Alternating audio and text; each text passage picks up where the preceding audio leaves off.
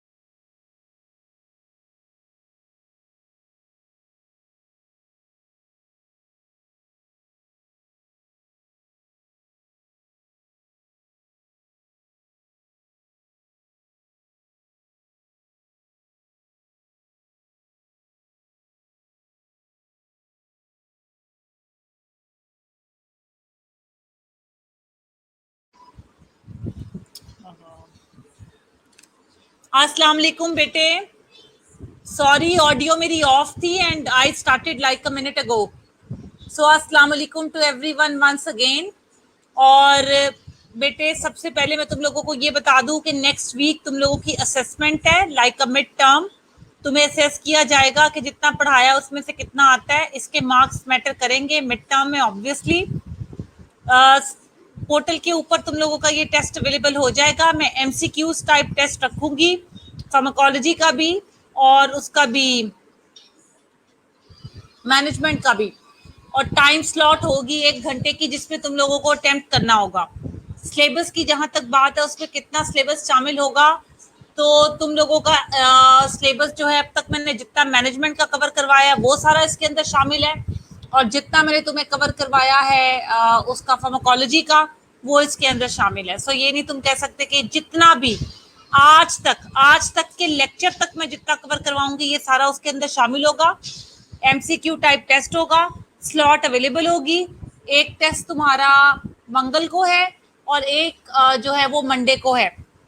मैं भी टाइम देख लेती हूँ और तुम लोगों के साथ वो टाइम टेबल भी शेयर कर देती हूँ, या हो सकता है मिस जुबैदा ने आपके साथ बेटे शेयर कर दिया हो। कोई क्वेश्चन है अब तक इससे रिलेटेड के टेस्ट कैसा होगा, किस तरह का होगा, अभी पूछ लो, मैं रिपीट नहीं करूंगी। टाइप करके पूछ लो, फिर मैं लेक्चर स्टार्ट करती हूँ।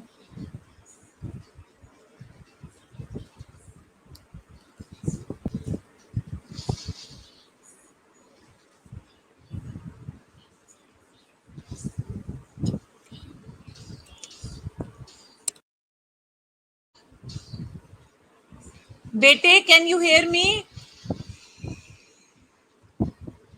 Hello everybody, can you hear me बेटे? हबीबा मैं तो 5 मिनट से बोल रही हूँ, तुम्हें आवाज क्यों नहीं आ रही? बाकी सबको भी सुनाई नहीं दे रहा? Late me no please.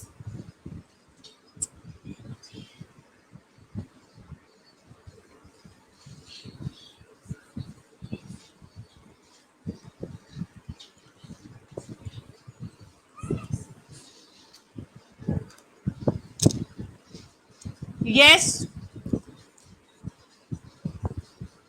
Habiba बेटे, तुम्हारी देखो उसमें कोई प्रॉब्लम है।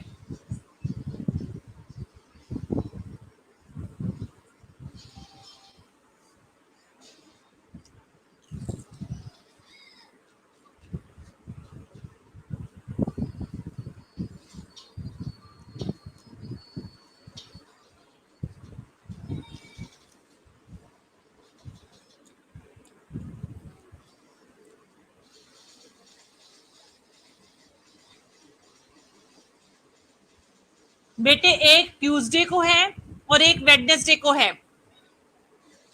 ट्यूसडे को जो तुमने मेरा अटेम्प्ट करना है वो फार्माकोलॉजी का है, और वो टाइम अवेलेबल होगा तुम्हारे पास 7 से 8 बजे तक का, रात 7 से 8 बजे तक का। ठीक है, 7 to 8। और उसके बाद दूसरा वेडनेसडे को है लीडरशिप एंड मैनेजमेंट का। वो स्लॉट भी जो हमारी अवेलेबल है वो भी 7 से 8 बजे तक की है। यानी कि मैं जो भी टेस्ट रखूंगी 7 से 8 बजे तक वो पोर्टल पे अवेलेबल होगा। उस टाइम में उसको अटेम्प्ट करके तुम सबमिट करवा सकते हो। जिस तरह ही 8 बजेंगे, एक घंटे के बाद वो पोर्टल से हट जाएगा, उसके बाद nobody can attempt it. MCQ type है। कुछ और पूछना है तो अभी पूछ लो, फिर मैं लेक्चर स्टार्ट करूंगी, फिर मैं टेस्ट से रिलेटेड कोई जवाब नहीं दूंगी। सिलेबस आज तक मैं जितना कवर करवाऊंगी वो सब शामिल है।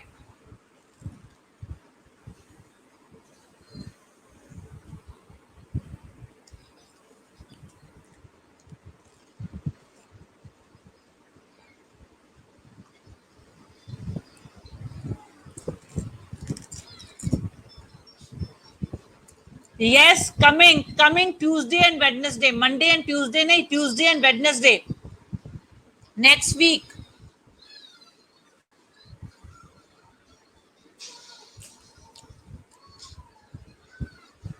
बेटे शालामार का जो पोर्टल मिला हुआ है, यही लिंक जो तुम ज्वाइन करते हो इसी पे आएगा।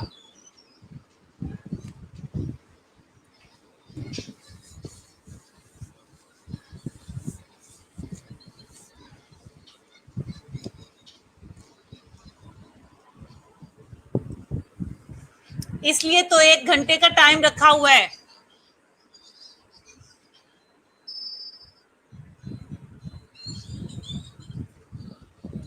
ठीक है, मैं टाइम स्लॉट बढ़ा दूंगी बेटे। अगर तुम 7 से 8 नहीं अटेम्प्ट कर सकते, हम उसको पहले अवेलेबल करवा देंगे।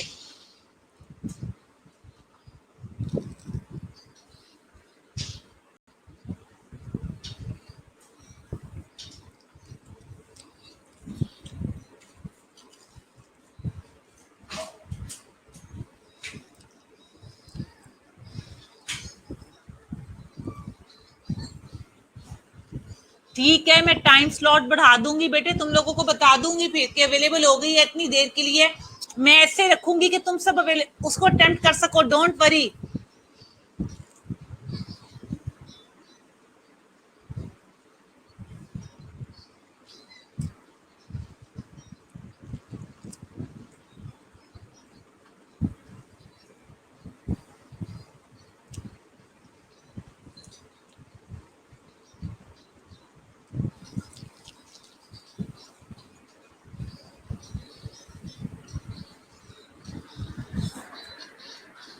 ठीक है, शुरू करें अब बेटे।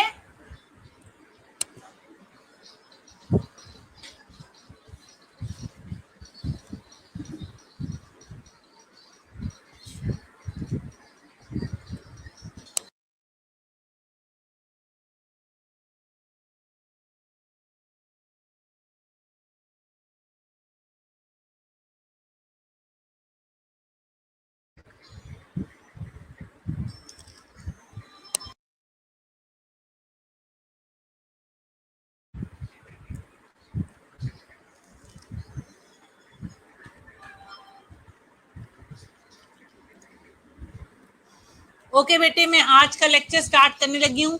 आज मैं तुम लोगों के साथ कुछ ड्रग इंटरेक्शंस जो है वो डिस्कस करने लगी हूँ, जो मोस्ट कॉमनली हम देखते हैं। सबसे पहला एक ड्रग इंटरेक्शन जिसका मैं यहाँ जिक्र करने लगी हूँ वो है इडियोसिंक्रेसी। इडियोसिंक्रेसी कहते हैं एक एबनॉर्मल ड्रग के रिएक्शन को। ठीक है, ये क्यों होता है? ये जेनेटिक एबनॉर्मेलिटी की वजह से होता है।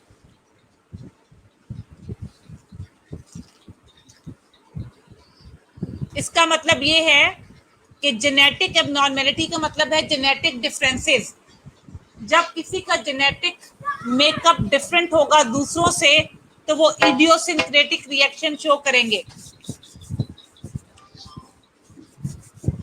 यहाँ पे मैं एक एग्जांपल देती हूँ तुम्हें सक्सामेथोनियम की।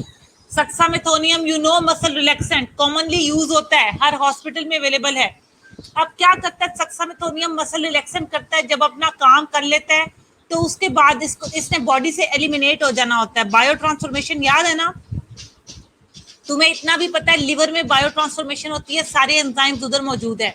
वो एंजाइम जो लिवर में बायो ट्रांसफॉर्मेशन करवाता है सारी ड्रग्स की, डिफरेंट किस्म की हमारे पास एक एंजाइम फैमिली है जो इसकी बायो ट्रांसफॉर्मेशन में इन्वॉल्व है। यहाँ पर हमारे पास एक एंजाइम है जिसका नाम है सूडोकोलिन ईस्ट्रेज।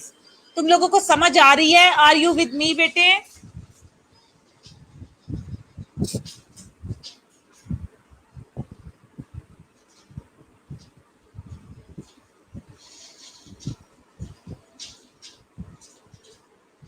हबीबा, जूलियस, आबदा बेटे, can you hear me all?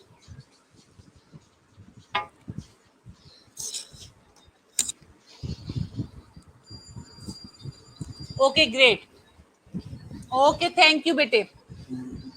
अब idiosyncrasy is a type of reaction, is a type of drug reaction.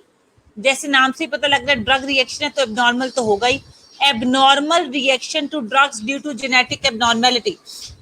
दो पेशेंट है तुम्हारे पास, दोनों को तुमने सक्सामेथोनियम लगाया। एक में सक्सामेथोनियम ने नॉर्मल तरीके से इफेक्ट किया जो तुम एक्सपेक्ट कर रहे थे कि ऐसे सक्सामेथोनियम अपना काम करेगी और फिर बस इसका इफेक्ट जो है वो वेयर ऑफ हो जाएगा। बिल्कुल ठीक। तुमने दूसरे पेशेंट को सक्सामेथोनियम लगाई और वहां पर उसने अनयूजुअल रिस्पॉन्स शो किया जो कि तुम एक्सपेक्ट नहीं करते थे कि सक्सामेथोनियम से ये रिएक्शन हो सकता है। उसे कहते हैं इडियोसिंक्रेटिक रिएक्शन। इडियोसिंक्रेटिक रिएक्शन तब होता है जब कोई जेनेटिक एबनॉर्मेलिटी होती है। फर्स्ट करो, जो तुम्हारा पहला पेशेंट था उसके अंदर सूडोकोलिन ईस्ट्रेज एंजाइम होता है जो सक्सामेथोनियम को डिग्रेड करता है, उसकी बायो ट्रांसफॉर्मेशन करवाता है। पहले वाले पेशेंट के अंदर ये एंजाइम मौजूद था, ठीक है, तो इसलिए ड्रग ने नॉर्मल रिस्पॉन्स की और बॉडी से एलिमिनेट हो गई। दूसरे वाले पेशेंट के अंदर नेचुरली ये एंजाइम मौजूद नहीं था, जिसकी वजह से क्या हुआ, ड्रग की बायो ट्रांसफॉर्मेशन नहीं हुई, ड्रग बॉडी में ज्यादा देर के लिए रह गई और ड्रग ने अनयूजुअल रिस्पॉन्स शो किया। इसको कहते हैं इडियोसिंक्रेटिक रिएक्शन। इसकी एक और एग्जांपल देती हूं मैं तुम्हें। हम ग्लूकोज 6 फॉस्फेट डीहाइड्रोजिनेज एक एंजाइम है जो मेटाबॉलिज्म करवाता है ड्रग्स की मेटाबॉलिज्म में इन्वॉल्व है। हमारे पास जो एंटी मलेरियल ड्रग है, ये उफ ड्रग की जो है वो मेटाबॉलिज्म करवाता है। एंटी मलेरियल ड्रग जो हम यूज करते हैं, ठीक है, जो हमारे पास क्लोरोक्वीन, कोनीन, ये सब एंटी मलेरियल ड्रग है। तो ग्लूकोज 6 फॉस्फेट डीहाइड्रोजिनेज जो है हमारे पास, वो करवाता है मेटाबॉलिज्म एंटी मलेरियल ड्रग की। और जिस एंटी मलेरियल ड्रग की ये करवाता है, प्रिमाक्वीन है उसका नाम, प्रिमाक्वीन की ये करवाता है मेटाबॉलिज्म। नॉर्मल इंडिविजुअल को अगर तुम ये दोगे तो ये अपना काम करेगी, अपना एंटी मलेरियल इफेक्ट शो करेगी और बॉडी से निकल जाएगी। लेकिन कुदरती तौर पर ब्लैक पीपल के अंदर जो निगर्स होते हैं अफ्रीका वगैरह की तरफ, उनकी बॉडी में glucose 6 phosphate dehydrogenase enzyme naturally मौजूद नहीं होता। प्रिमाक्वीन एक ड्रग है जिसका साइड इफेक्ट है मेगैलोब्लास्टिक एनीमिया, ठीक है, रेड ब्लड सेल्स टूटना फूटना शुरू हो जाते हैं और एनीमिक हो जाता है and it can lead to death. अब अगर तुम किसी नॉर्मल, इसका साइड इफेक्ट है ये, जब तुम नॉर्मल डोज में ड्रग दोगे कि जरा सी ऊपर नीचे हुई तो मेगैलोब्लास्टिक एनीमिया कॉज कर सकती है। अगर किसी शख्स के अंदर इसको डिग्रेड या बायो ट्रांसफॉर्म करने वाला एंजाइम ही मौजूद नहीं है, इसका मतलब है ये बॉडी में ज्यादा देर के लिए रहेगी।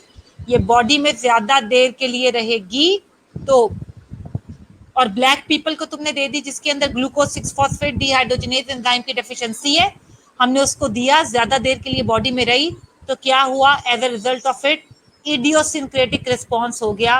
बिकॉज तुमने एक ऐसे बंदे को वो ड्रग दे दी जो उस ड्रग को मेटाबोलाइज करने वाला एंजाइम नेचुरली उसके अंदर पाया ही नहीं जाता। सो जेनेटिक एबनॉर्मेलिटी की वजह से होने वाले ड्रग रिएक्शन को इडियोसिंक्रेटिक ड्रग रिएक्शन या इडियोसिंक्रेसी कहते हैं। Am I clear? कोई क्वेश्चन है तो पूछो, when I will move forward.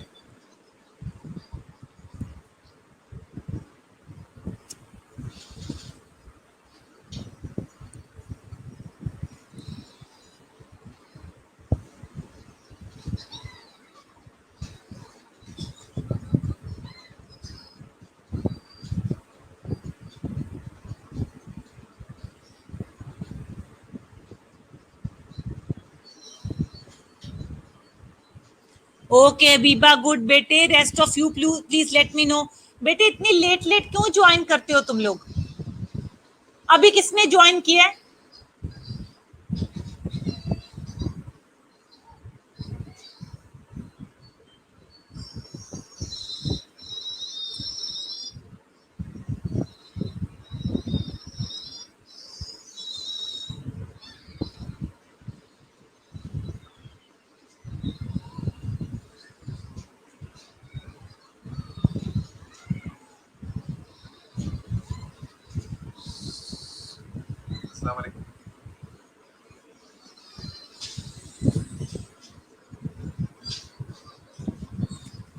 Okay, question आया मेरे पास, how to identify the genetic abnormality.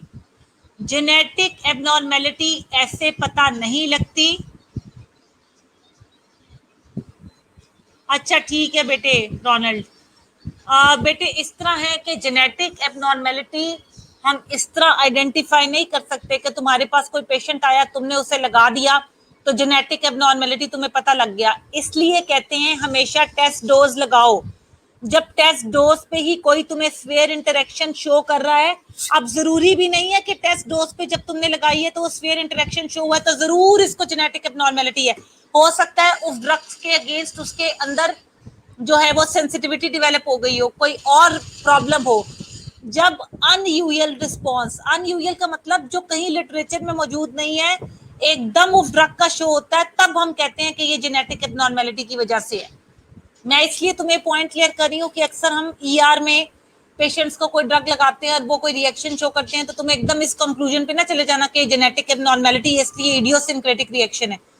Test dose लगानी चाहिए हमेशा आईवी देने से पहले, तो खास तौर पर यू नो डैट और इसके अलावा बेटे जेनेटिक एबनॉर्मेलिटी तभी पता लगती है when you are expose to that thing. हाँ, कुछ चीजें ऐसी हैं जो हमें पहले से पता है हमारे लिटरेचर की वजह से, जैसे मैंने तुम्हें अभी बताया कि ब्लैक पीपल में glucose 6 phosphate dehydrogenase enzyme deficient है, वी नो दैट। तो ऐसे लोगों को हम ये ड्रग प्रिमाक्विन देते हुए एहतियात करेंगे, अगर जरूरत पड़ी तो तब देंगे, वरना कोई अल्टरनेटिव दे देंगे, बिकॉज वी नो कि इफ ड्रग को डिस्ट्रॉय करने वाला या उसको मेटाबोलाइज करने वाला एंजाइम इनके पास है ही नहीं। Genetic abnormalities group of people के ऊपर स्टडी करने से, सर्वे करने से पता लगती है।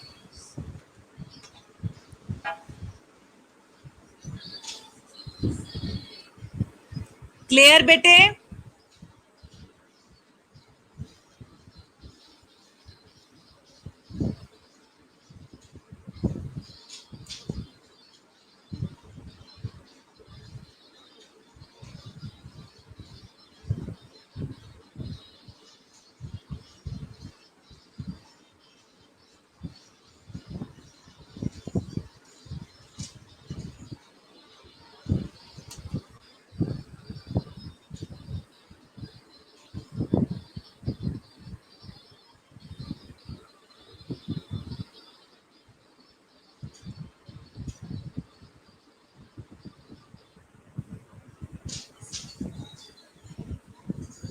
ओके ग्रेट बेटे, पहला रिएक्शन हमारा क्लियर हो गया।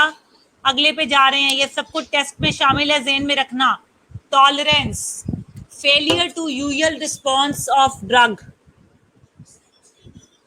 ठीक है, occurs as a result of long term use of drug। ये बेटे हमारे पास जो ये सारी की सारी डेफिनेशन इनाम दानिश में दी हुई है, ये तुमने वहीं से करनी है सारी की सारी। अच्छा जी, टॉलरेंस क्या है? आप लोगों ने बेटे अक्सर देखा होगा कि हम एक ड्रग खाते हैं, कुछ अरसे तक खाते हैं, उसके बाद जब हम वो ड्रग खाते हैं तो क्या होता है, वो हम पर अपना रिस्पॉन्स शो नहीं करती है। फर्ज करो मैं खाती हूँ कोई भी ड्रग सिंगल डोज में, डबल स्ट्रेंथ, बाद में मैं उसका डीएस लेना शुरू कर देती हूँ। डीएस ड्रग्स के ऊपर लिखा होता है ना, उसका मतलब डबल स्ट्रेंथ होता है। यानी कि पहले मैं सिंगल स्ट्रेंथ खाती थी, मैं खाती रही, काफी अरसे तक खाती रही, बॉडी ने उसके अगेंस्ट टॉलरेंस डेवलप कर ली। अब ये होगा कि वही ड्रग की डोज जो मैं नॉर्मली लेती थी, जो मेरी बॉडी में अपना इफेक्ट शो करती थी, अब वो अपना इफेक्ट शो नहीं करेगी और मुझे ड्रग की डोज बढ़ानी पड़ेगी। और ऐसा तभी होगा जब कोई ड्रग तुमने लॉन्ग टर्म यूज की होगी। अब ऐसा होता क्यों है? तुम्हें इतना पता है कि कोई भी ड्रग बॉडी में अपना इफेक्ट प्रोड्यूस करने के लिए रिसेप्टर के साथ जाके कंबाइन करती है। जब तक कोई ड्रग रिसेप्टर के साथ जाके कंबाइन नहीं करेगी, एक एक्शन इनिशिएट नहीं करेगी, कुछ नहीं होगा, ठीक है, नथिंग विल हैपन। तो अब क्या है हमारे पास कि बॉडी के अंदर नेचुरली तौर पर ये रिसेप्टर मौजूद होते हैं, सेल के अंदर भी होते हैं, सेल की सरफेस पे भी होते हैं, ठीक है। यहां तुम देखो ड्रग के रिसेप्टर मौजूद है सेल की सरफेस के ऊपर। कहाँ मौजूद है? सेल की सरफेस के ऊपर। ड्रग ने आके अटैच करना है रिसेप्टर के साथ जो सेल की सरफेस पे मौजूद है। जब तुम लॉन्ग टर्म यूज करोगे तो ये रिसेप्टर जो है वो ड्रग के अगेंस्ट टॉलरेंस इस तरह डेवलप करेंगे कि ये सेल के अंदर जाके छुप जाएंगे। पहले अगर सेल के ऊपर 5 रिसेप्टर मौजूद थे, अब 3 छुप गए हैं, सेल के अंदर चले गए, सिर्फ 2 मौजूद है। अब ड्रग आएगी, सिर्फ 2 रिसेप्टर के साथ जाके कंबाइन करेगी। 2 रिसेप्टर के साथ कॉम्बिनेशन एनफ नहीं है, वो अपना इफेक्ट प्रोड्यूस नहीं कर पाएगी, वो अपना इफेक्ट प्रोड्यूस नहीं कर पाएगी, ड्रग टॉलरेंस शो करेगी। सो इसके लिए हम ड्रग की डोज बढ़ाते हैं। ये तभी होता है जब अनयूजुअल रिस्पॉन्स हमें ड्रग का मिले यूजुअल डोज के ऊपर, लॉन्ग टर्म ड्रग के यूज के बाद। ज्यादा देर के लिए मैंने गोली खाई, बॉडी ने उसके अगेंस्ट टॉलरेंस डेवलप की, अब मेरी बॉडी उसके अगेंस्ट रिस्पॉन्स नहीं कर रही, तो I have to rather change the dose और change the drug. Am I clear?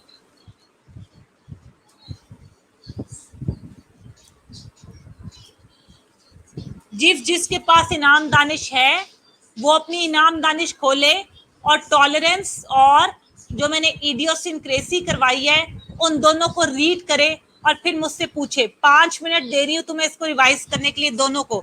ये बहुत इंपॉर्टेंट कॉन्सेप्ट है, इसके रिलेटेड एमसीक्यूज तुम्हें तंग करेंगे पेपर में। पेपर में एमसीक्यूज तंग करेंगे, इसका कॉन्सेप्ट होना बहुत जरूरी है।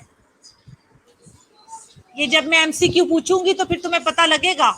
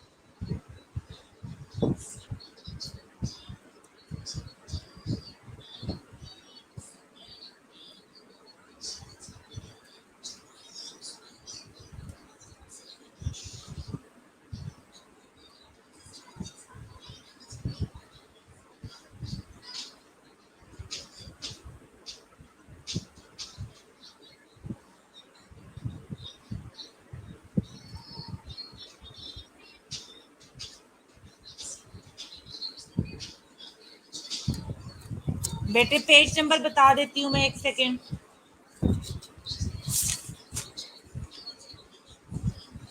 पेज नंबर 18 बेटे, इनाम दानिश का पेज नंबर 18 है।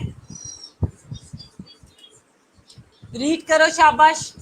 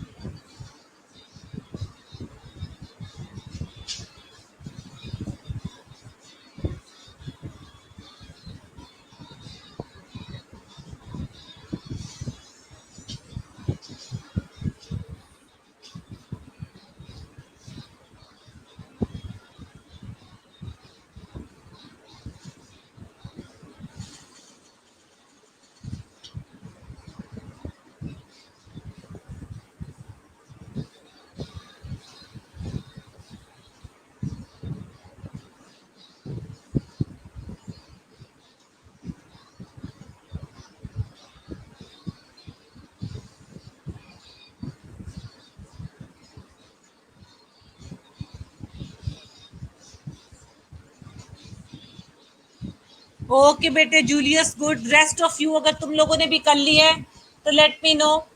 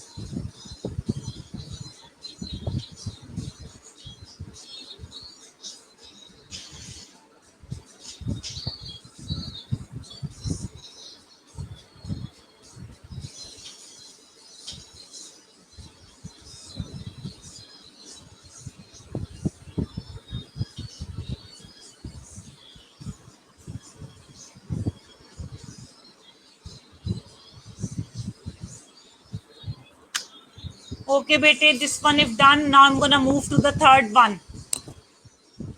Tachyphylaxis. Again, rapidly developing toxicity is called tachyphylaxis. Tolerance में और टेकीफाइलेक्सिस दोनों टी से शुरू होते हैं, फर्क याद करना। टॉलरेंस जो है वो लॉन्ग टर्म यूज की वजह से होती है, ठीक है। टॉलरेंस ड्रग के अगेंस्ट जब भी डेवलप होती है वो लॉन्ग टर्म यूज की वजह से होती है। लेकिन जो टेकीफाइलेक्सिस है वो क्विक डेवलपमेंट की वजह से होती है। प्लीज यहाँ पे देखो, मैंने लिखा हुआ है रैपिडली डेवलपिंग टॉक्सिसिटी। ये रैपिडली डेवलपिंग टॉक्सिसिटी नहीं, रैपिडली डेवलपिंग टॉलरेंस आएगा। टॉक्सिसिटी की जगह लफ्ज आएगा टॉलरेंस। वो टॉलरेंस जो क्विकली डेवलप हो जाती है उसको टेकीफाइलेक्सिस का नाम देते हैं। और नॉर्मली जो resistance over a period of time of the usages of drug develop होती है उसे टॉलरेंस कहते हैं। क्लियर?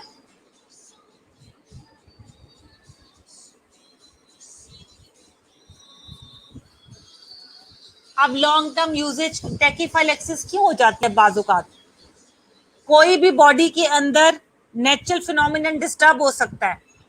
मसलन जो हमारे पास रिसेप्टर है जिसके साथ आके ड्रग कंबाइन करती है, हो सकता है वो किसी भी वजह से अवेलेबल ना हो, सेल के अंदर चले जाए, तो ये टॉक्सिसिटी जो डेवलप होगी ये टेकीफाइलेक्सिस कहलाएगी, क्योंकि इसका लॉन्ग टर्म यूज से कोई लेना देना ही नहीं होगा। तुमने ड्रग यूज ही नहीं की होगी इतने अरसे के लिए, पहली दूसरी दफा खा रहे होगे, तुम्हें पता चलेगा कि हैं ये तो इसके अगेंस्ट जो है वो टॉलरेंस डेवलप हो गई है। इतनी जल्दी कैसे हो सकती है? तो इतनी जल्दी किसी भी मेल फंक्शनिंग की वजह से हो सकती है बॉडी के अंदर, लेकिन चूंकि वो रैपिडली डेवलप हो रही है वो टेकीफाइलेक्सिस है। बस ड्यूरेशन का याद रखना फर्क, जब जल्दी डेवलप होगी तो टेकीफाइलेक्सिस होगी, और जब रेजिस्टेंस ड्रग के अगेंस्ट लेट डेवलप होगी, लॉन्ग टर्म यूज की वजह से डेवलप होगी, वो टॉलरेंस होगी। क्लियर बेटे?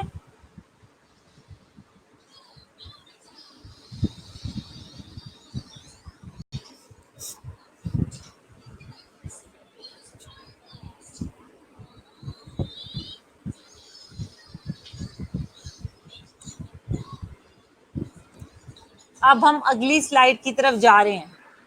अगली स्लाइड है हमारे पास बेटे एफिकेसी की। किसकी है हमारे पास अगली स्लाइड? सॉरी, एक सेकेंड।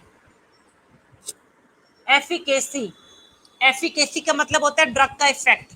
और फिर एक है हमारे पास पोटेंसी। पहले मैं पोटेंसी करवा रही हूँ, बाद में एफिकेसी की तरफ आऊंगी।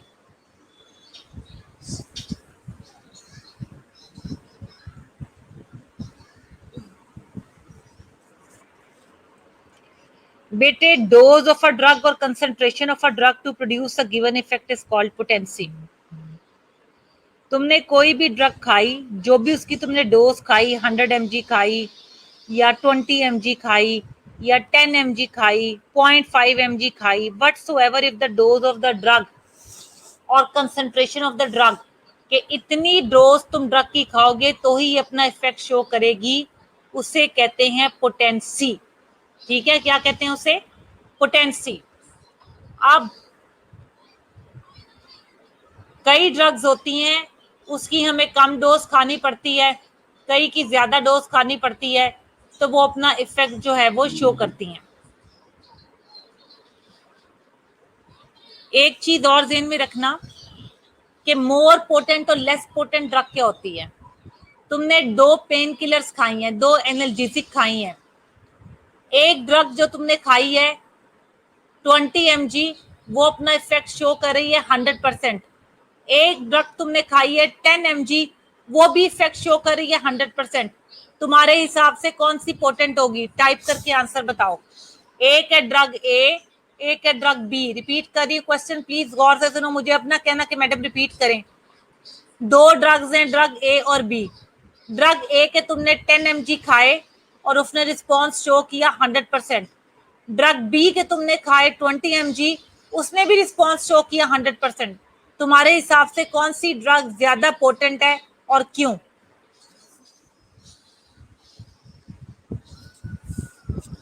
सोच समझ के आंसर लिख के बताओ मुझे, रीजन के साथ आना चाहिए।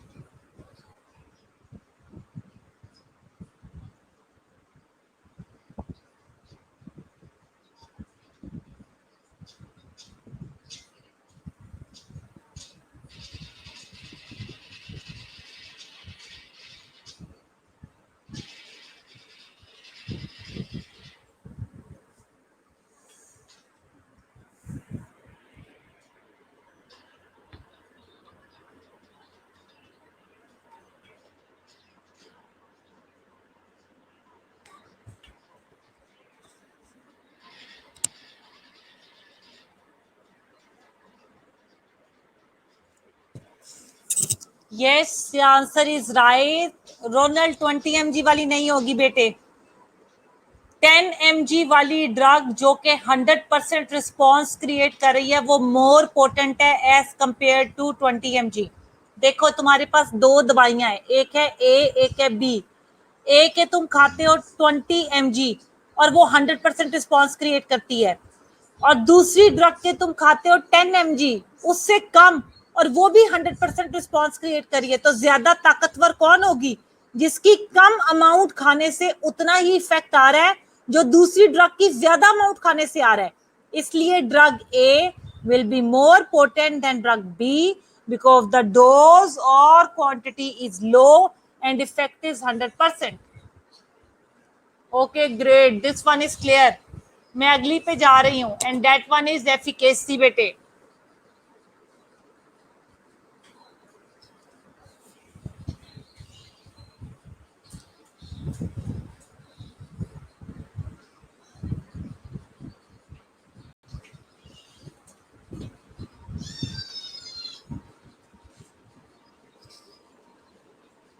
ओके रोनाल्ड, होपफुली बेटे अब क्लियर है तुम्हें। Okay let's start with efficacy बेटे। Maximum effect of drug is called efficacy. Depends on drug receptor complexes formed, ability of the activated receptor to produce cellular function.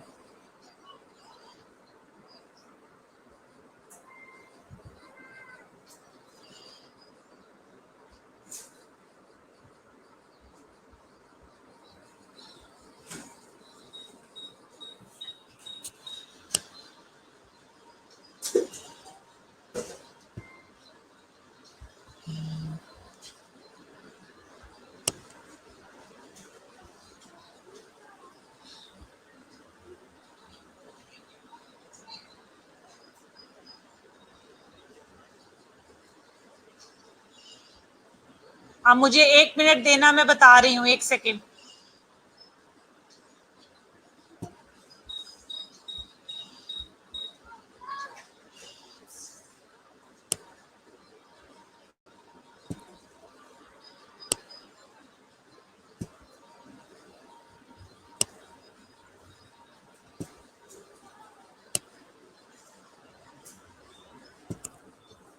एक भयानक सी तस्वीर बनाई है मैंने बोर्ड के ऊपर, can you see it?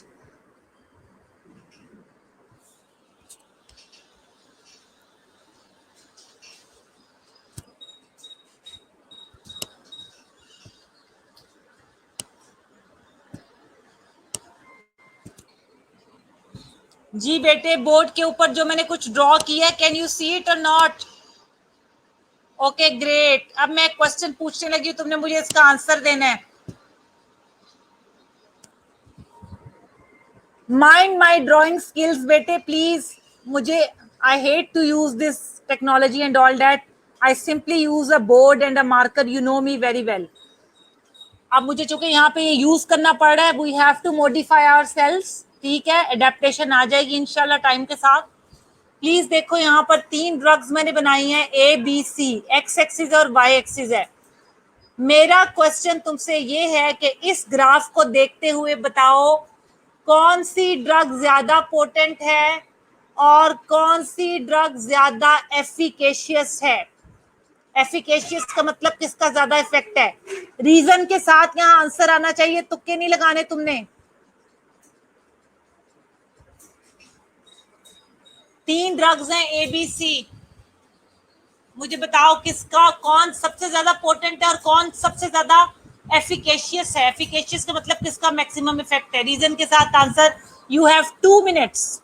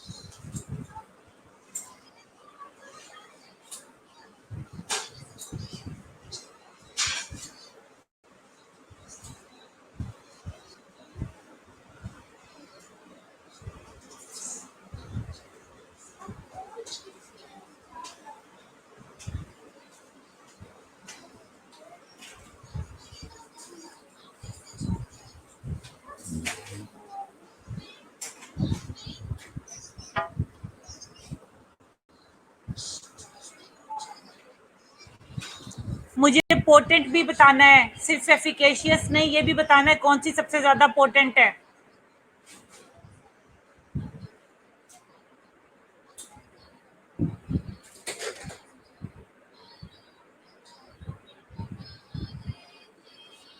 Okay, लिखते रहो लिखते रहो, बाकियों का रिस्पॉन्स भी मुझे चाहिए।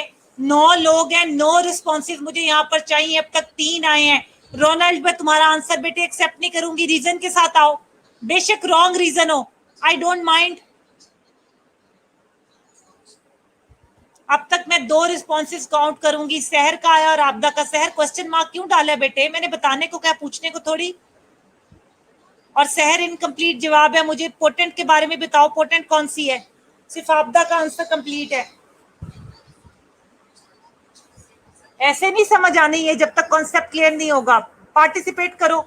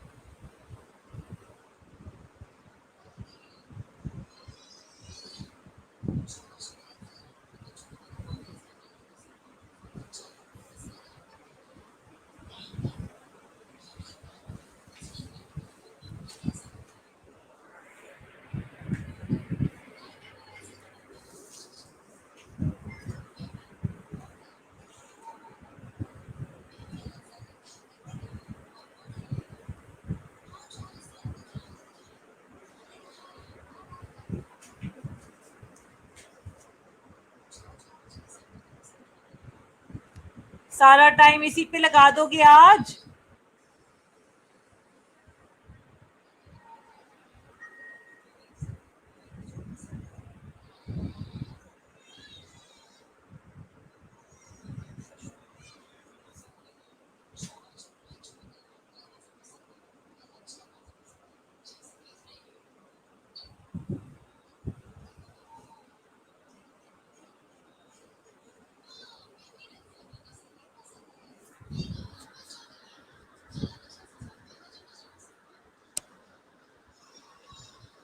हबीबा, तुम्हारा जवाब अभी तक क्यों नहीं आया।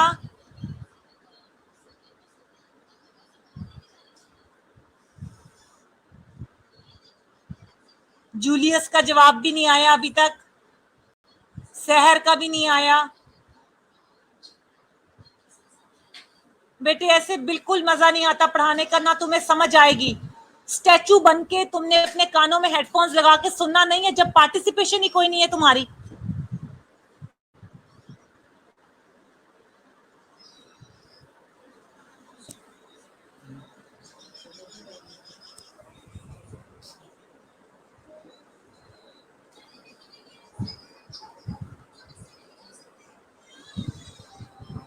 देखो तुम लोग क्या गलती कर रहे हो, क्या सिली मिस्टेक कर रहे हो।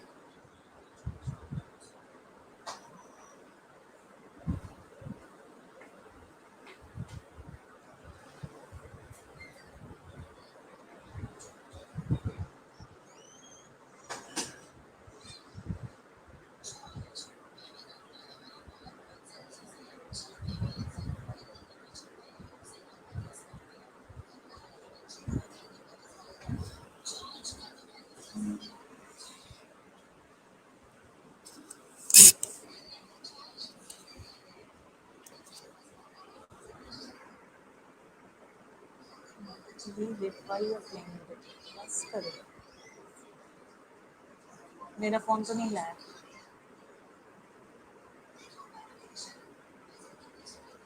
ओके बेटे, बहुत होगी, तुम्हें कुछ समझ नहीं आ रही, जरा गौर करो अब मैं क्या कहने लगी हूँ।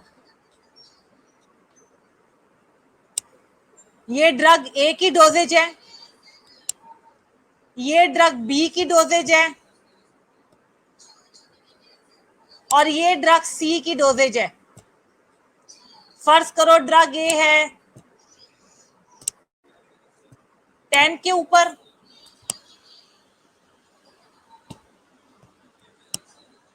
ड्रग बी के खाए 20, और ड्रग सी के खाए 40।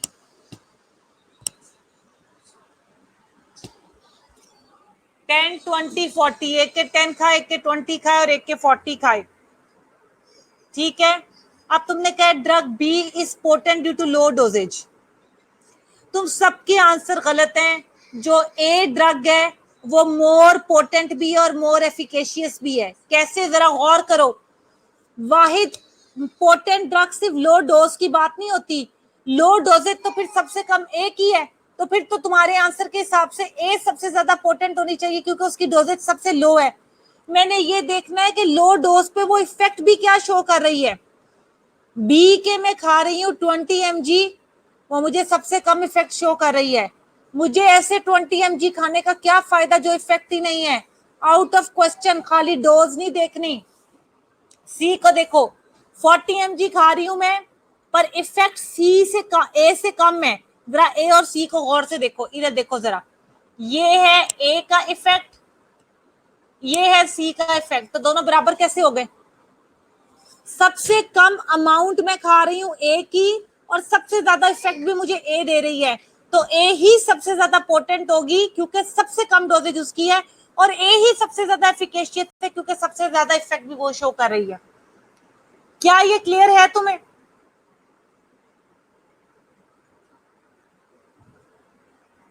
अगर नहीं है तो इसको कॉपी पे ड्रॉ करके एक दफा फिर रीजंस दोबारा लिखो, प्लीज मुझे बताओ।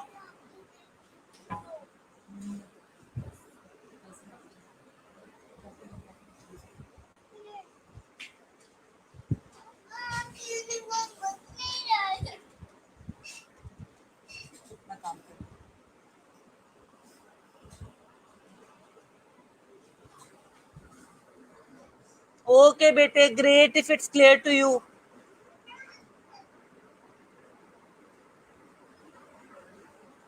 सबको क्लियर है?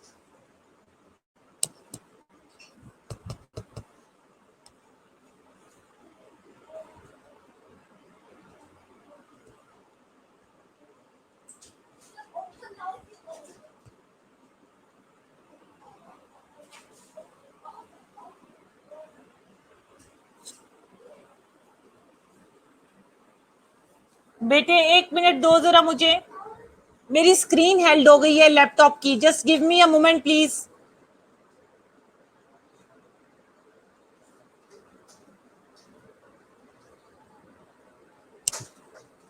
Okay, thank you, it's done. Efficacy और पोटेंसी हमने कवर कर ली दोनों, ठीक है, ग्रेट। ये सारी डेफिनेशंस। अब हम आते हैं एगोनिस्ट की तरफ।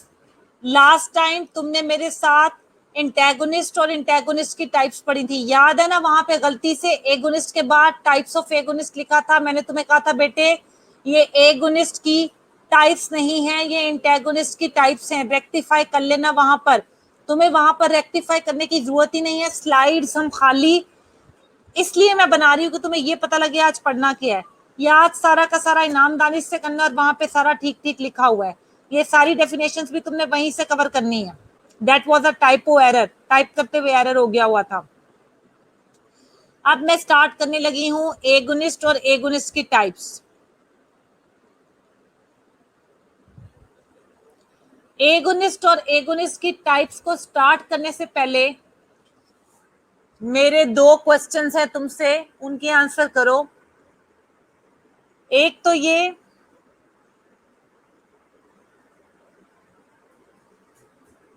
कि परमानेंट चेंज कौन सा टाइप ऑफ एंटेगोनिस्ट कॉज करता है, नंबर 1। दूसरा,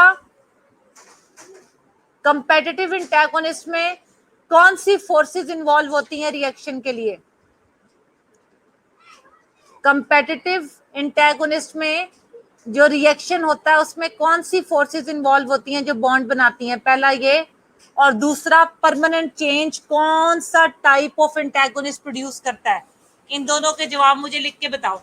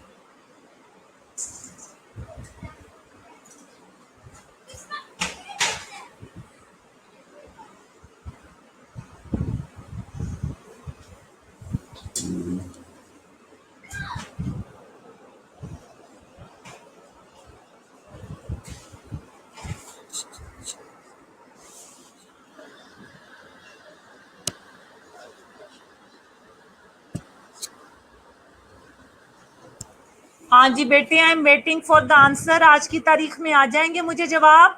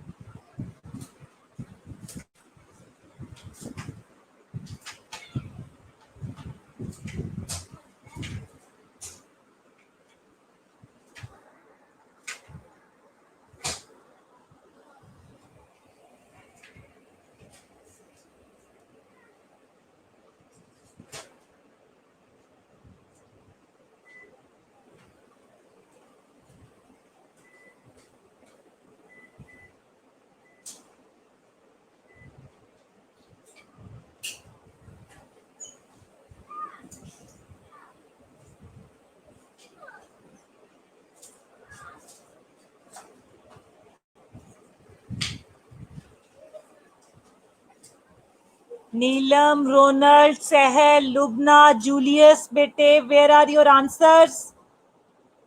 आई एम वेटिंग फॉर देम.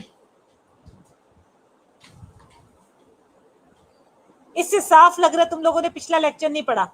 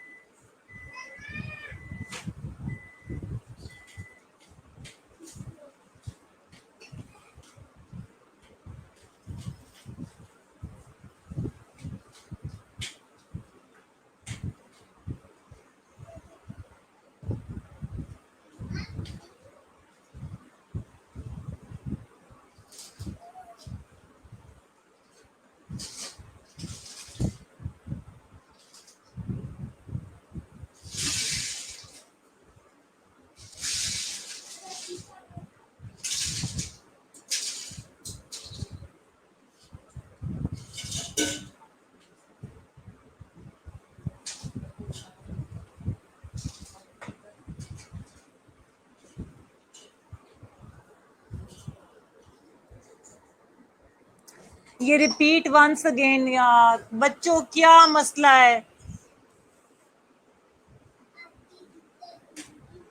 आपदा मैंने अभी एगोनिस्ट पढ़ाया ही नहीं है. मैं अभी एंटेगोनिस्ट से क्वेश्चन पूछ रही हूँ. मैं क्वेश्चन ये पूछ रही हूँ, वो कौन सी टाइप थी एंटेगोनिस्ट की जो परमानेंट चेंज क्रिएट करती थी?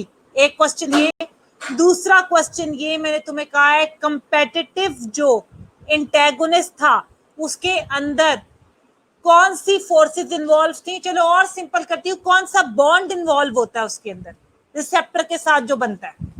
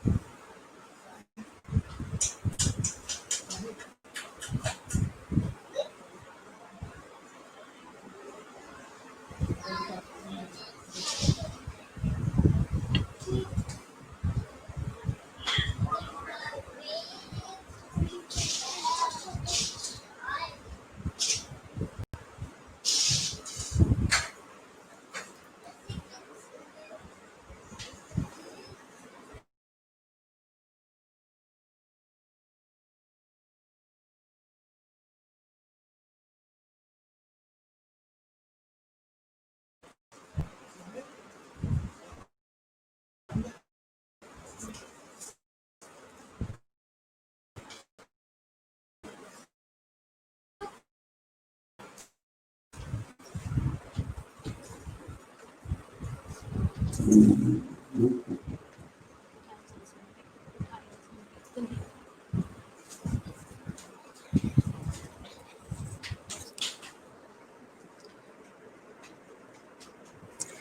मुझे 7 मिनट्स हो गए हैं इस क्वेश्चन पे, तुम लोगों का कोई जवाब नहीं आ रहा। मैंने क्वेश्चन रिपीट भी किया है। Why is it so? Why you are not reading? How you are gonna pass your exam that is suppose to be और not suppose to be, that is actually on Tuesday and Wednesday? Tell me. मैंने तुम लोगों को बताया था non competitive antagonist जिसका नाम irreversible antagonist है, वो परमानेंट चेंज क्रिएट करता है। Can you hear me all?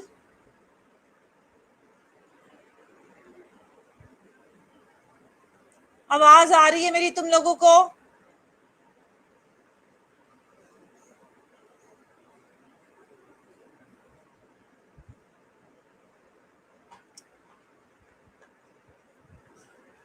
Non competitive antagonist जिसका नाम इरिवर्सिबल इंटेगोनिस्ट है बेटे, वो परमानेंट चेंज क्रिएट करता है। मेरे पहले क्वेश्चन का ये जवाब था। दूसरा मैंने तुमसे पूछा कि कंपेटिटिव में कौन सा बॉन्ड बनता है, बच्चों वाला जवाब था इसका। इलेक्ट्रोस्टैटिक फोर्सेस ऑफ अट्रैक्शन होती हैं, वीक बॉन्ड होता है, इसलिए वो रिवर्सिबल होता है। क्या समझ आया अब तुम लोगों को?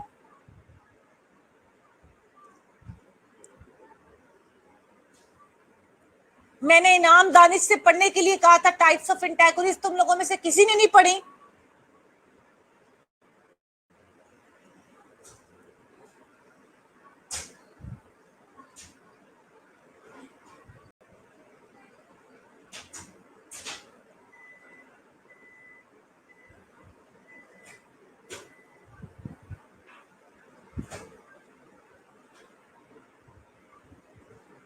आप समझ आ गया क्वेश्चन में आगे चलूं?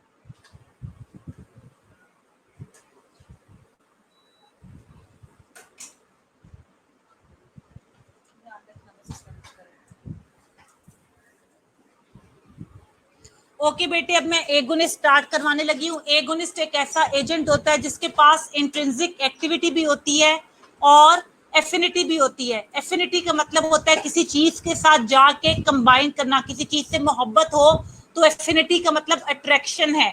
और फिर एगोनिस्ट एक ऐसा एजेंट है जो रिसेप्टर के लिए एफिनिटी रखता है, यानी रिसेप्टर के लिए मोहब्बत रखता है, अट्रैक्शन रखता है, इसलिए उसके साथ जाके कंबाइन हो जाता है। और कंबाइन होने के बाद इसमें ये पावर भी होती है कि ये रिसेप्टर के अंदर ऐसे चेंजेस ले आए कि वो अपना एक्शन परफॉर्म कर सके।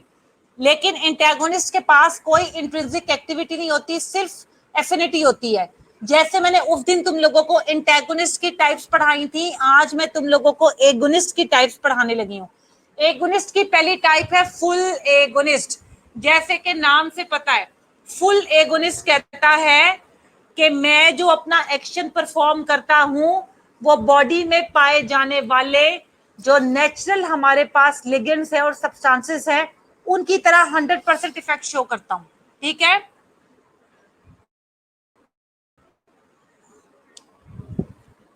इसका मतलब ये है कि इसका इफेक्ट 100% होगा फुल एगोनिस्ट का। फर्ज करो तुम्हारी बॉडी में किसी भी केमिकल मीडिएटर या नेचुरल सब्सटेंस की कमी हो गई है और उसको ओवरकम करने के लिए या कंपनसेट करने के लिए तुम बाहर से जो एजेंट ले रहे हो, जो दवाई ले रहे हो, जो ड्रग ले रहे हो, वो बिल्कुल वैसा एक्शन परफॉर्म कर रही है जैसा बॉडी में पाए जाने वाले नेचुरल लिगेंड्स और सब्सटेंसेस, और उतना ही इफेक्ट शो करती है 100%, तो ये फुल एगोनिस्ट होगा। बिल्कुल नेचुरल की तरह कॉपी करना और उसी की तरह पूरा इफेक्ट शो करना इज फुल एगोनिस्ट। ठीक है, इसकी इंट्रिंसिक एक्टिविटी 1 होती है। क्या है इसकी इंट्रिंसिक एक्टिविटी? 1। 1 हमारे पास एक मैक्सिमम फिगर है। ये क्लियर है तुम?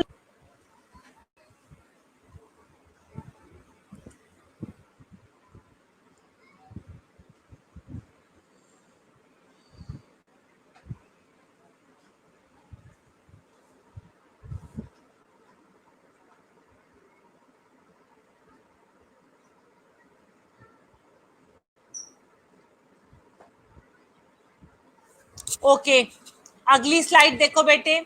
पार्शियल एगोनिस्ट, उसका नाम था पहली टाइप का एगोनिस्ट की पहली टाइप का नाम था फुल एगोनिस्ट, दूसरी टाइप का नाम है पार्शियल एगोनिस्ट। तुम्हें नाम ही कह रहा है कि मैं पूरा इफेक्ट शो नहीं करता। ये ऐसा एजेंट होता है जिसकी इंट्रिंसिक एक्टिविटी फुल एगोनिस्ट के कम होती है। अब कुछ बच्चे पेपर में क्या गलती कर देते हैं, लिखते हैं इंट्रिंसिक एक्टिविटी 50%। भाई कम तो कुछ भी हो सकता है, 99 भी कम है, 98 भी कम है 100 से। सो नेवर एवर से 50%। गौर करो, मैंने पार्शियल एगोनिस्ट को कहा है कि इसकी एक्टिविटी फुल की निस्बत कम है। मैंने एक दफा भी ये नहीं कहा कि फुल की निस्बत हाफ है। हाफ का मतलब होता है 50%। सो तुम इसको प्लीज पेपर में 50 करके मेंशन मत करना, ना ऑब्जेक्टिव में ये गलती करना। पार्शियल एगोनिस्ट, एगोनिस्ट की ऐसी टाइप है जिसकी इंट्रिंसिक एक्टिविटी फुल नहीं होती फुल एगोनिस्ट की तरह। ये हाफ इफेक्ट शो करता है, लेस इफेक्ट शो करता है। इसकी 50% भी हो सकती है, 60 भी हो सकती है, 70, 80, 90 कुछ भी हो सकती है, बट फुल नहीं होती। इसका मतलब है अगर मैं इसको नंबर दूं तो intrinsic activity is less than 0, but sorry is greater than less is less than 1 but greater than 0। ठीक है, इसका मतलब ये है कि कुछ ना कुछ एक्टिविटी जरूर शो करेगा। अब बात करते हैं एफिनिटी की। हो सकता है पार्शियल एगोनिस्ट फुल एगोनिस्ट की निस्बत ज्यादा जल्दी जा के रिसेप्टर के साथ अटैच हो जिससे फुल एगोनिस्ट अटैच होता है, या उससे कम स्पीड से। हमें उसकी एफिनिटी से कोई लेना देना नहीं है, हमारा मेन ताल्लुक इंट्रिंसिक एक्टिविटी से है। ठीक है, अगर इंट्रिंसिक एक्टिविटी उसकी लेस देन 1 है तो इसका मतलब है वो फुल एगोनिस्ट नहीं है। Am I clear here?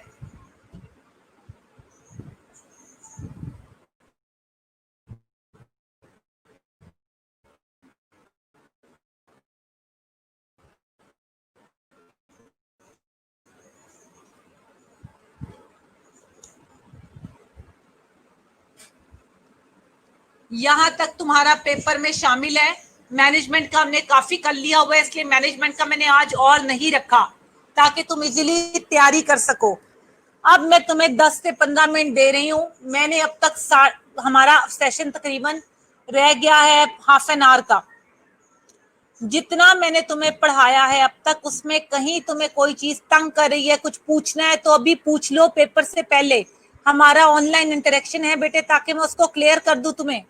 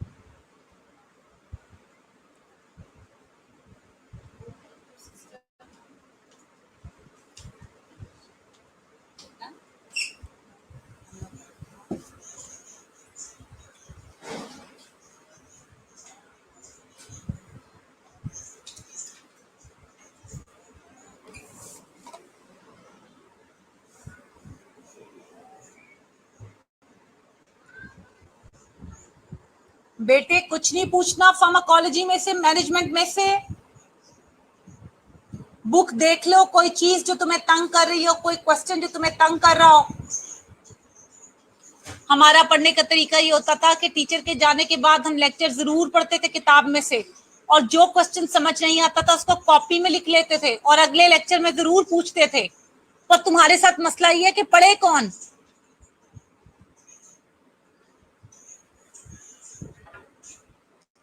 अगर तुम लोगों ने मेरा टेस्ट खराब किया ना तो ऑनलाइन लगाऊंगी मैं तुम लोगों को।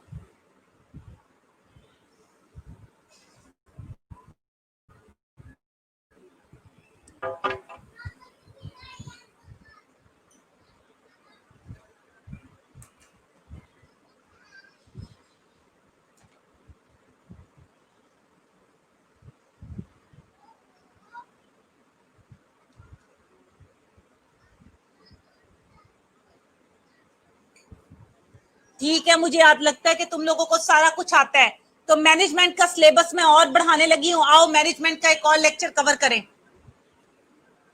और उसको भी पेपर में कवर करना, वो शामिल होगा पेपर में। ओके, पीछे से तो सारा आता है, तुम्हें सारा क्लियर है। Because you are not responding, it looks like I am talking to my self.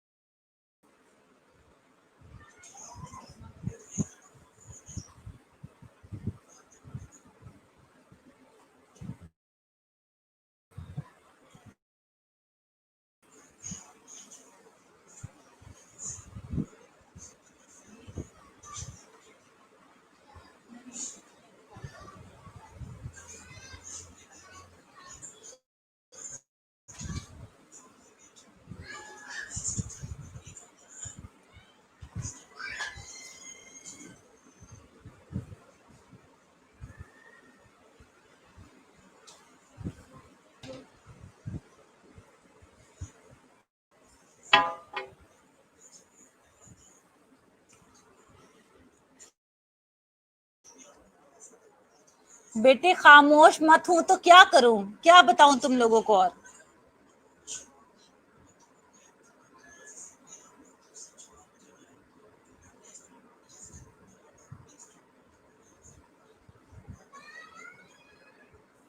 अच्छा, रीकैप करते हैं हमने पढ़ा क्या क्या है, ताकि सबको क्लियर हो जाए पेपर में आना क्या क्या है। ठीक है, सबसे पहले एगोनिस्ट क्या होता है और एगोनिस्ट की टाइप्स क्या होती हैं, जो आज हमने कवर की हैं। एंटेगोनिस्ट क्या होता है, एंटेगोनिस्ट की टाइप्स क्या होती हैं, जो मैंने लास्ट लेक्चर में कवर की थी। बायो ट्रांसफॉर्मेशन तुम्हें पढ़ाई है मैंने, थेराप्यूटिक इंडेक्स मैंने तुम्हें पढ़ाई है, ड्रग इंटरेक्शंस मैंने तुम्हें पढ़ाए हैं, जिसमें synergism, additive effect, potentiation, tachyphylaxis, tolerance, idiosyncrasy, ये सब शामिल हैं। इसके अलावा मैंने तुम्हें रूट्स ऑफ ड्रग एडमिनिस्ट्रेशन करवाए हैं। फिर मैंने कवर करवाया तुम्हें फार्मेकोकाइनेटिक्स और फार्मेकोडायनामिक्स, और तुम्हें ये बताया है कि हमारे पास बाकी जो है कि फार्माकोलॉजी की डेफिनेशन क्या है, फर्स्ट पास इफेक्ट की डेफिनेशन क्या है, हाफ लाइफ क्या है। ठीक है, इसके अलावा एब्जॉर्प्शन के प्रोसेसेस हमने की हैं, काइंडली मुझे कंफर्म करना, जिसके अंदर आता है diffusion, passive transport, active transport, ये कवर किया हमने।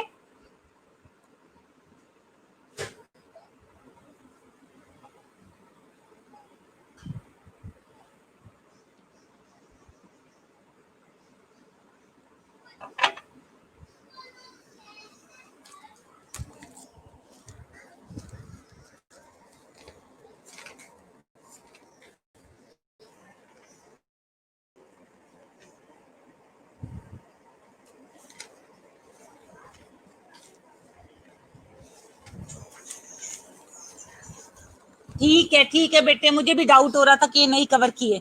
ये सारा सिलेबस तुम्हारा फार्माकोलॉजी का है, ठीक है, टेस्ट के लिए। होपफुली मैंने कुछ मिस आउट नहीं किया, अगर कुछ मिस आउट किया तो मुझे रिमाइंड करवा दो।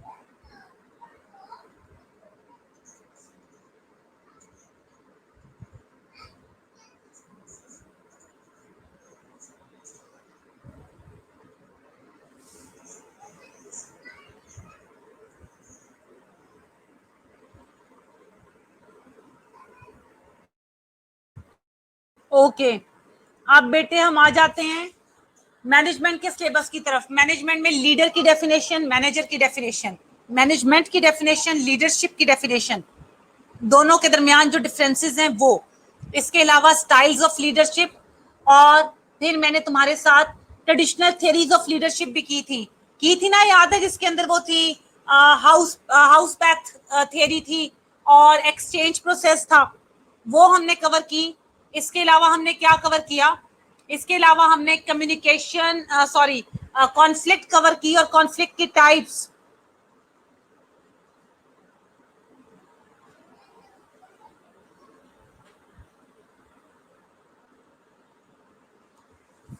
ये तो अच्छी बात नहीं है बेटे रोनाल्ड, अगर आपने बहुत सी क्लासेस मिस की हैं, लेकिन try to cover it up, शाबाश। कोशिश नहीं करनी है, करना है। कोशिश फेल भी हो सकती है और कामयाब भी। तुमको मैडम मैं कर लूंगा, मैडम मैं करूंगा, इट्स मीन करूंगा का मतलब you have to do it. Fail की ऑप्शन नहीं है तुम्हारे पास, ठीक है। अच्छा बेटे, उसके अलावा कॉन्फ्लिक्ट, कॉन्फ्लिक्ट की टाइप्स मैंने कवर करवाई तुम्हें। फिर मैंने तुम्हें good leadership, bad leadership cover करवाई। उसके अलावा हमने और क्या कवर किया था, रिमाइंड करवाओ मुझे। लीडरशिप में ट्रांजैक्शनल और ट्रांसफॉर्मेशनल लीडरशिप भी मैंने करवाया था। लीडरशिप का क्या, वेरी गुड बेटे रोनल्ड। हबीबा क्या रिपीट कर दूं लीडरशिप का, पूरी लीडरशिप का सिलेबस रिपीट कर दूं जो पढ़ाया अब तक।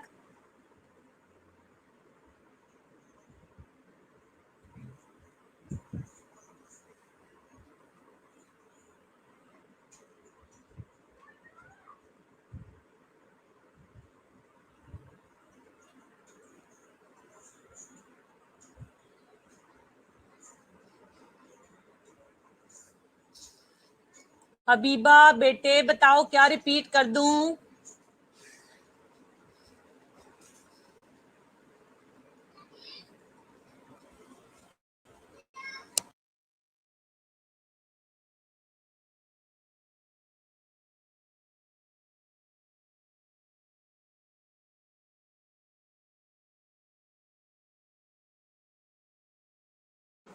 ओके बेटे, मैं फिर रिपीट करती हूँ, कोई बात नहीं।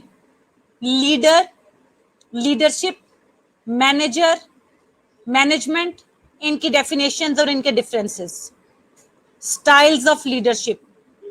फिर हमने किया था पॉजिटिव लीडरशिप, नेगेटिव लीडरशिप, ठीक है। फिर हमने किया था फॉर्मल लीडरशिप, इनफॉर्मल लीडरशिप।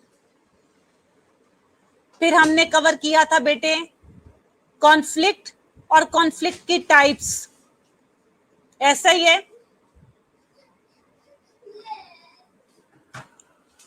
एक सेकंड दो मुझे, और क्या कवर किया था, just give me a moment please.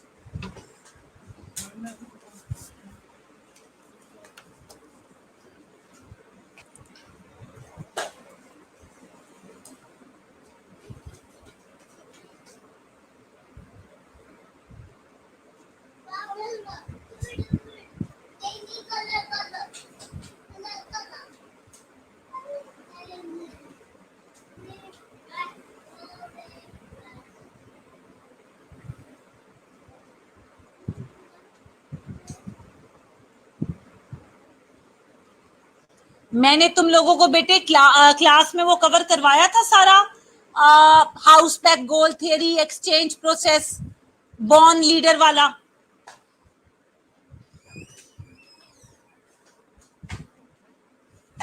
Kindly मुझे बताओ, it's been a time, long time, के मुझे याद नहीं आ रहा क्लास में क्या क्या कवर किया था।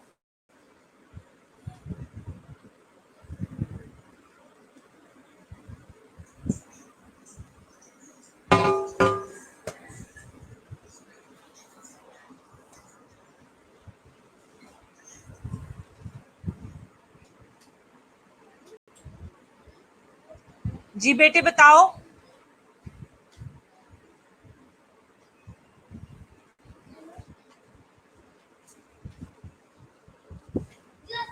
बेटे आई गेस लीडरशिप का इतना ही सिलेबस है, मैंने इतना ही कवर करवाया और तुमने इतना ही करना है।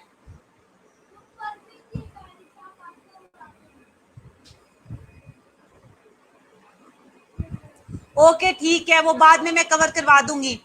अब ये सारा सिलेबस है, wish you best of luck. मंगल को और बुध को टाइमिंग तो मैं बता दूंगी टेस्ट की कितने देर के लिए रखनी है। एमसीक्यू टाइप क्वेश्चन होगा, पेपर तुम्हारा ये स्टैंडअप्स में तुम्हारा शामिल होगा। अच्छे से तैयारी करना, सीधे सीधे एमसीक्यूज में नहीं दूंगी, तुम्हें पता है अच्छे से, घुमा फिरा के होंगे। कॉन्सेप्ट क्लियर होगा तो जवाब दे सकोगे, वरना ऐसे ही खामोश बैठे रहोगे जैसे मेरे लेक्चर में 5-5 7-7 मिनट गुम रहते हो, ठीक है। बेटे प्लीज डमी बन के लेक्चर नहीं सुनना, इंटरैक्ट करो एक दूसरे के साथ। व्हाट्सएप ग्रुप में मैं तुम्हारे साथ मौजूद हूँ, यहाँ पे खत्म हो रही है, वहां पे वॉइस मैसेजेस भेजो, कुछ करो पर पढ़ो खुदा के लिए। चलो wish you best of luck. अच्छा, नेक्स्ट वीक से मेरे लेक्चर का टाइम भी कॉलेज ने चेंज कर दिया है। नेक्स्ट वीक से मेरी स्लॉट 5 से 7 हो गई है, 3 से 5 नहीं है, 5 से 7। 5 बजे मैं आके स्टार्ट करूंगी और 7 o'clock तक पढ़ाऊंगी। रोनाल्ड बेटे तुम क्या व्हाट्सएप ग्रुप में ऐड हो? जो भी व्हाट्सएप ग्रुप के मैंने बनाए हुए हैं मॉडरेटर्स, एडमिनिस्ट्रेटर्स, वो काइंडली रोनाल्ड को उसके अंदर ऐड करें। और हबीबा तुमने जो सारे अभी लिखे हैं, हाँ जी, कॉन्फ्लिक्ट वाला लेक्चर भी सेंड कर रही हूँ। तुमने हबीबा या आपदा जिसने भी लिस्ट बनाई है टॉपिक्स की, जो भी कॉपी पे तुम लोगों ने लिखे है उसकी अभी एक स्नैपशॉट लो और ग्रुप में शेयर करो। और रोनाल्ड अगर ग्रुप में ऐड नहीं है तो उसको ऐड करो।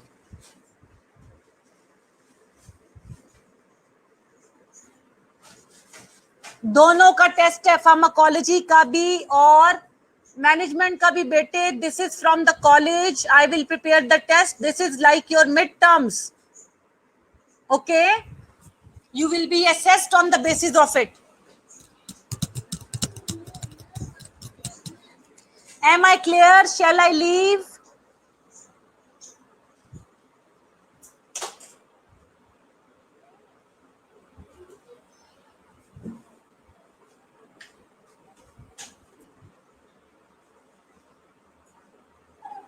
Okay bete, best of luck for your test.